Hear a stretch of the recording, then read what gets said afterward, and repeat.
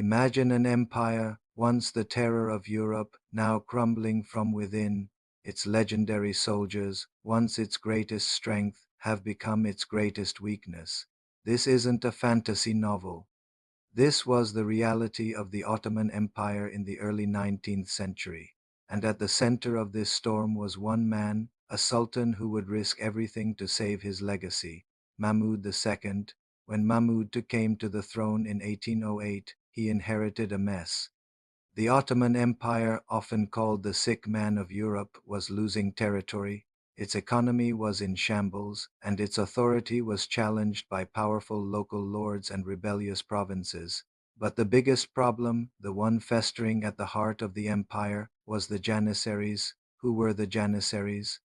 For centuries, they were the elite infantry of the Ottoman army, the first modern standing army in Europe. They were legendary, disciplined, and fiercely loyal to the Sultan.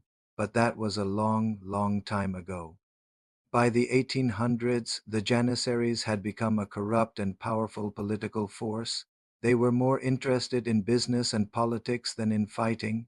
They refused to adopt modern military techniques. They frequently overthrew sultans who displeased them, and they acted like a state within a state, holding the empire hostage. Mahmud too knew that as long as the Janissaries existed, no real reform was possible. His own cousin, Sultan Selim III, had tried to create a new, modern army and paid for it with his life, deposed and murdered in a Janissary revolt. Mahmud, who had witnessed this tragedy firsthand, learned a crucial lesson. You don't reform the Janissaries, you get rid of them. But how do you destroy an institution that has been a pillar of the empire for over 450 years? An institution with tens of thousands of members who controlled the capital? Mahmud was a patient man. He spent the first 18 years of his reign consolidating his power, carefully placing loyalists in key positions, and biding his time. He didn't want to make the same mistake his cousin did. He needed the perfect moment, the perfect excuse. While he waited, Mahmud began laying the groundwork for his new empire. He subtly started reforms in other areas. He centralized the government, curbing the power of those unruly local governors. He modernized the financial system and tried to get the empire's chaotic finances in order.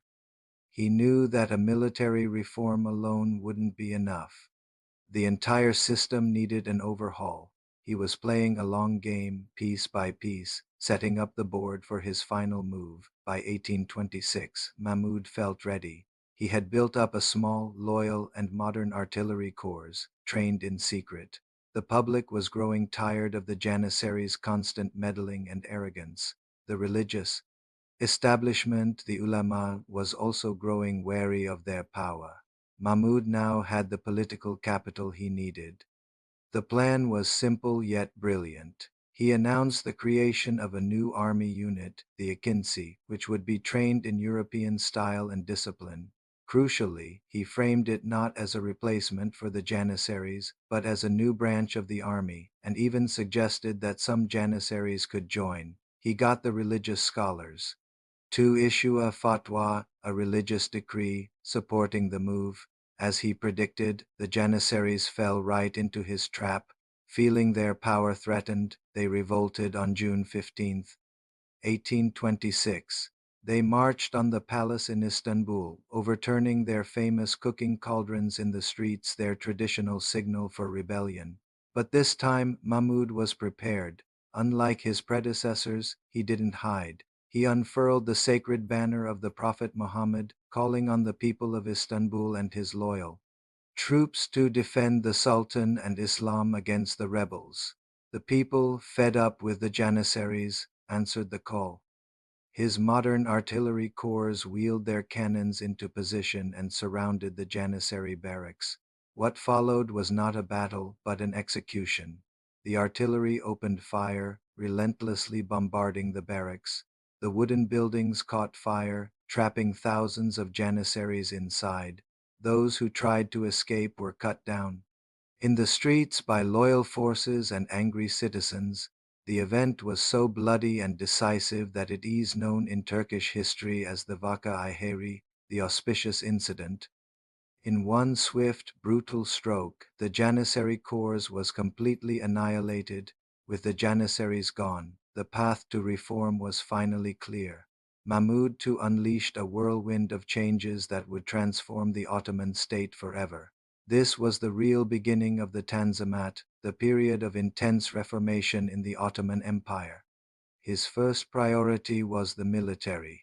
He established a new army, the Asakir-i Manshur-i Muhammadiyi, or the victorious soldiers of Muhammad. This army was modeled entirely on European lines, with modern uniforms, weapons, and training methods.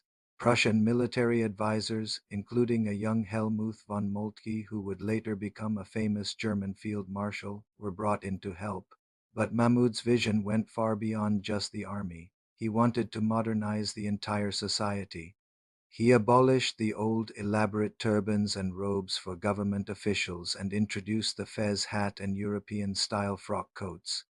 It might seem like a small detail, but it was a powerful symbol of a break with the past and an embrace of a new, modern identity.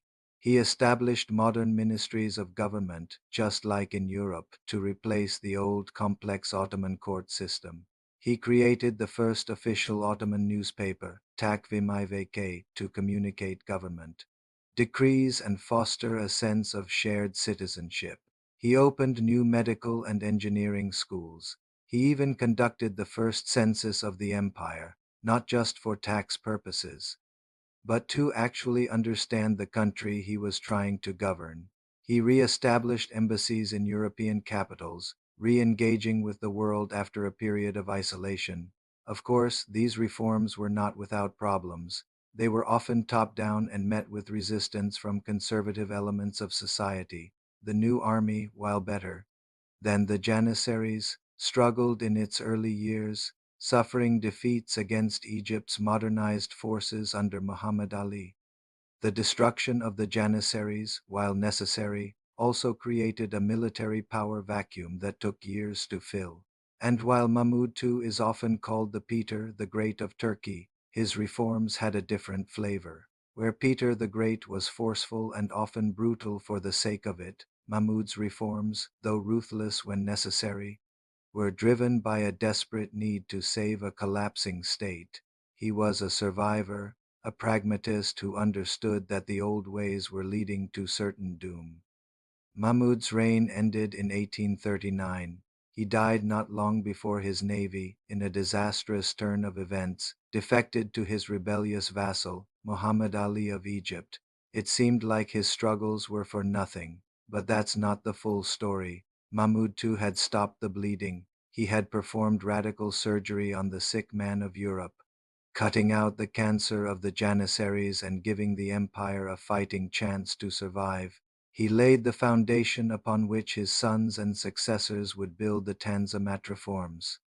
The modern Turkish Republic, founded by Mustafa Kemal, owes a great deal to the painful, difficult, and revolutionary changes set in motion by this one determined sultan.